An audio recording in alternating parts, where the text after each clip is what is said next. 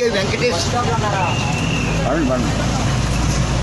పరమ అంశనుగాను పండితుడనుగాను హరికీర్తనము తప్ప వేరేది